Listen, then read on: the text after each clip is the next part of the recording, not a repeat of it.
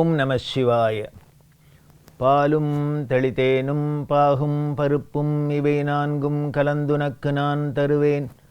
கோலம் செய் துங்கக் கரிமுகத்து தூமணியே நீ எனக்கு சங்கத்தமிழ் மூன்றும் தா. அரண்நாமமாயிரத்தில்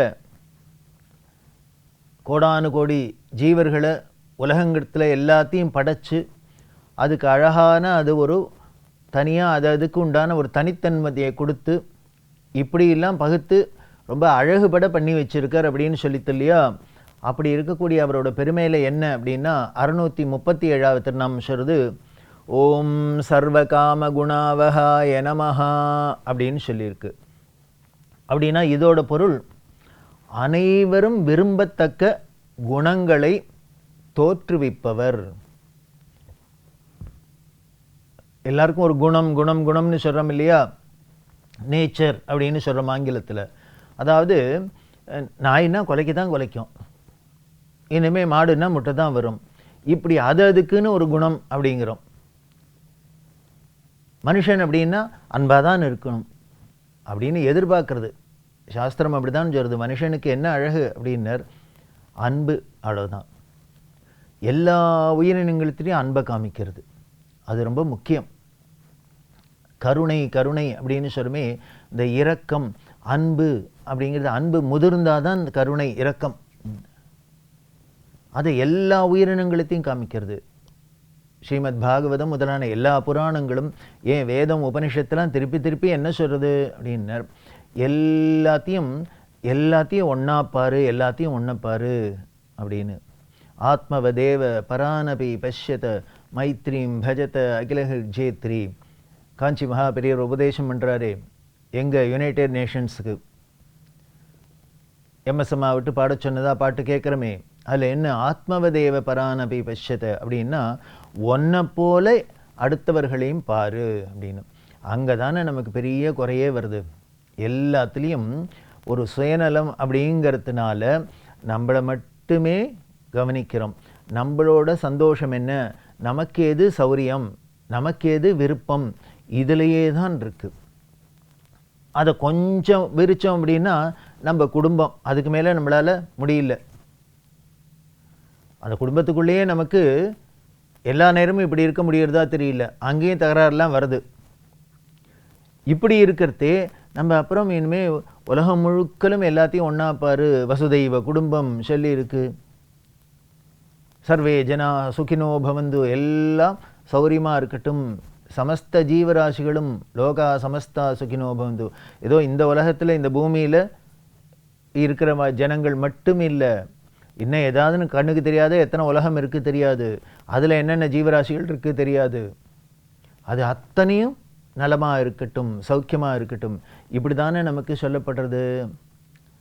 அது எப்படி வரணும், அதுதான் குணம். குணம் குணம் நற்குணம் நற்குணம் நல்ல குணம் அப்படின்னா இப்படி தன்னை போல பிறரையும் நினைக்கிறது, எல்லாரும் சந்தோஷமாக இருக்கணும், நன்னா இருக்கணும்னு நினைக்கிறது. இது மனித குணம், இதுதான் மனித குணம். மிருகங்களுக்கெல்லாம இருக்கிறதுனால தான் நாம் அதை கொஞ்சம் ட்ரெயின் பண்ணினா கூட நம்ம அதுகிட்ட பிரியத்தை காமிக்கிறது. அப்போ கூட அது என்ன பண்ணுறது, யார் ட்ரெயின் பண்ணுறாலோ, நான் இப்போ வீட்டில் ஒரு பெரிய நாயை வளர்க்குறேன் அப்படின்னா அந்த நாய் நான் வந்தால் குலைக்காத இருக்க வழியே வேறு யாருன்னு வந்தால் குலைப்பேங்கிறது, என்ன வேணால் கடிக்காத இருக்குமே வழியே மற்றவ வந்தால் கடிப்பேங்கிறது. ஏன்னா அதோட குணம் அதான், அது குலைக்கிறது கடிக்கிறது தான் அதோட குணம். அதை நாம் கொஞ்சம் மாற்றி வச்சு எப்போ மாற்றணும்னா மனுஷனோட பழகிறதே தான் அதுக்கும் மாற்ற முடியறது.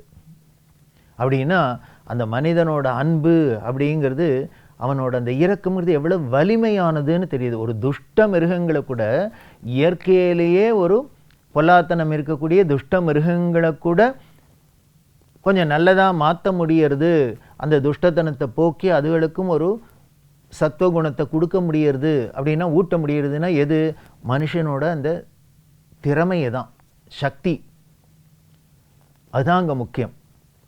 அப்படி இருக்கிறது தான் எல்லாரும் விரும்புகிற குணம். எல்லாருமே எதை விரும்புகிறோன்னர், எல்லாரும் நல்லவாளாக இருக்கணும், அவ்வளோதான். எல்லாரும் சாதுக்களாக இருக்கணும் அப்படின்னு தான் விரும்புகிறோம். யாருக்குமே நான் அயோக்கியனாக இருக்கணும், நான் திருடனாக இருக்கணும், நான் கொலையாளியாக இருக்கணும், நான் தீவிரவாதியாக இருக்கணும், ஒருத்தருக்கும் ஆசை கிடையாது, மனப்பூர்வமாக கிடையாது. ஏன்னா மனுஷ மனசு அப்படி இல்லை, மனப்பூர்வமாக கிடையாது. சந்தர்ப்பம், சூழ்நிலை, சேர்க்கை, தவறாக, அதில் ரொம்ப முக்கியம் விஷயங்களை தவறாக நாம் புரிஞ்சுக்கிறது, அதுதான் முக்கியம். இப்போ தீவிரவாதம்லாம் இருக்குது அப்படின்னா என்ன, தவறான ஒரு கண்ணோட்டம், அவ்வளவுதான். தவறு அவர்களோட புரிஞ்சின்றது அவ்வளவுதான், அவர்களுக்கு சொல்லிக் கொடுக்கப்பட்டது அப்படிதான். எப்படி துஷ்டமான மிருகங்களெல்லாம் நம்மளோட சக்தியினால் அதுக்கு ட்ரெயின் பண்ணி நல்ல குணமாக ஆக்கிறோமோ, அது மாதிரி நல்ல குணம் உள்ள மனுஷனை இப்படிலாம் பண்ணி கெட்டவர்களாகவும் ஆக்கலாம் அப்படின்னு ரெண்டும் தெரியுது. நம்மளால் ரெண்டும் முடியும், மனிதர்களால் ரெண்டையுமே பண்ண முடியும்னு தெரியுது. நன்மையாகவும் பண்ண முடியும், தீமையாகவும் பண்ண முடியும் அப்படின்னு. அப்படி யாருக்குமே நல்லவர்களாக இருக்கணுங்கிறது தான் அவர்களோட குணம், இயற்கையான மனித குணம். ஆனால் அது சூழ்நிலையினாலே எப்படி இல்லாமல் மாறி போகிறது இல்லையா? அப்படி போனால் யாருக்கானு பிடிச்சிருக்கா, யாருக்கானு விரும்புகிறோமா? இல்லை, அவர்களே கூட விரும்ப மாட்டா. அவர்கள் தனியாக என்ன புலம்பிப்பாளோ தெரியாது, என்னமோ நம்ம தள்ள எழுத்து இப்படி பண்ண வேண்டியிருக்கு, அப்படி இல்லாமல் தானே சொல்கிறார். வால்மீகிட்ட சப்தரிஷிகள் கேட்குறதே என்ன, காட்டில் அவர் என்ன பண்ணுறாரு, வழிப்பறி கொள்ளையார தானே இருக்கார். அப்போ சொல்ற, எனக்கு வேறு வழி இல்லை, எனக்கு குடும்பம் இருக்குது காப்பாற்றணும், எனக்கு வேறு ஒன்றும் சம்பாதிக்க தெரியல, அதனால இப்படி தான் பண்ணுறேன்னு சொல்கிறார் இல்லையா? அப்போது அவர் மனசறிஞ்சு பண்ணலை, வேறு ஏதோ அவருக்கு வழி இல்லை பண்ணுறார் அப்படின்னு தெரியுது இல்லை? இது எதுக்கு சொல்ல வர இந்த உதாரணம்னா, யாராக இருந்தாலும் நல்லவர்கள் தான். அந்த உள்ளுக்குள்ளே அந்த மனசுங்கிறது நல்ல தன்மையோடு தான் படைக்கப்பட்டிருக்கு ஆண்டவனால். அதை நாம் வேறு விதமாக அதை மாற்றி உபயோகப்படுத்திடுறோம், அங்கே தான் தப்பு நடக்கிறது. அப்படி இல்லாத அனைவரும் விரும்பத்தக்க குணமான அந்த நற்குணம் அந்த குணத்தை யார் தோற்றுவிச்சா? இவர் தான் தோற்றுவிச்சார். இவர் தோற்றுவிக்கிற எப்படி தோற்றுவிச்சார்? இவர் அந்த நற்குண கடலாக இருக்கார், அவ்வளவுதான். இவர் குணமலையாக இருக்கார். அதனால தான், அதாவது நான் ஒன்று இருந்து என்கிட்ட நான் அதை அனுபவித்தேன் அப்படின்னு அதோட நன்மை தெரிஞ்சாதான் அடுத்தவர்களுக்கும் அதை சொல்லணும்னு தோணும். சார் இந்த இடத்துல போய் இதை சாப்பிட்டு பாருங்க சார், ரொம்ப நன்னா இருக்கும் அப்படின்னு அடுத்தவர்களுக்கு உபதேசம் பண்ணோன்னா எப்போ தெரியும்? நான் ஒரு தரம் போய் அதை ருச்சி பார்த்துருக்கணும்.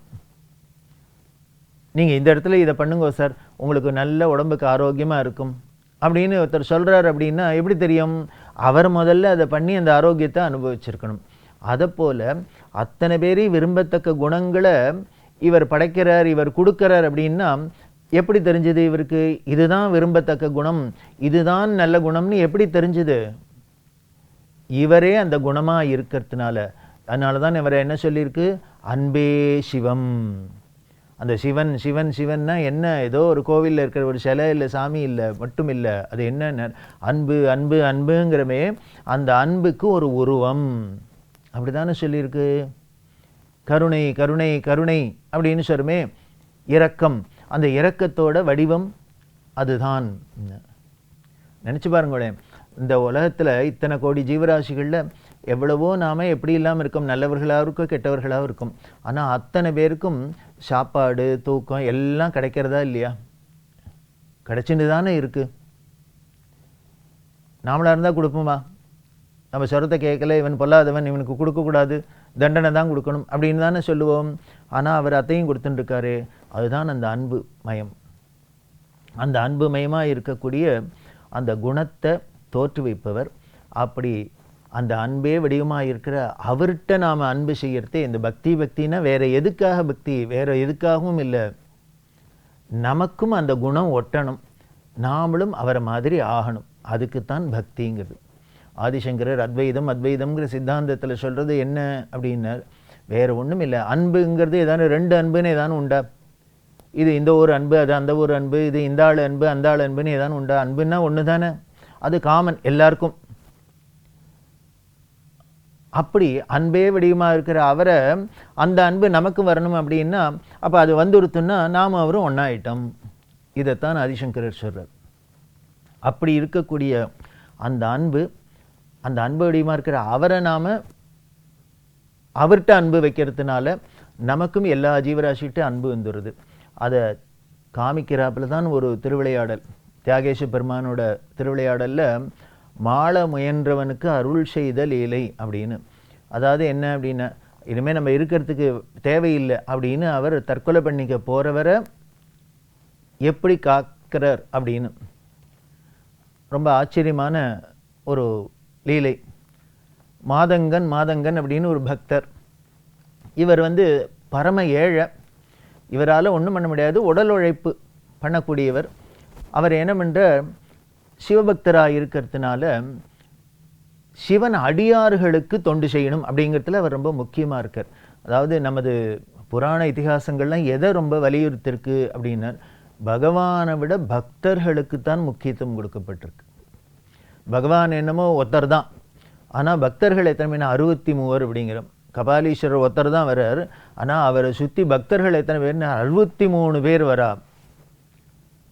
அப்படின்னா அந்த பக்தர்களுக்கு எவ்வளவு உயர்வு கொடுக்கப்படுது. பகவான்கிறது ஒருத்தர் அப்படின்னா, ஆழ்வார்னா உடனே 12 பேர் அப்படின்னு, 1க்கு 12, 1க்கு 63 அப்படின்னு அது பக்தர்கள் கூட்டம்தான் ஏராளமாக இருக்குது.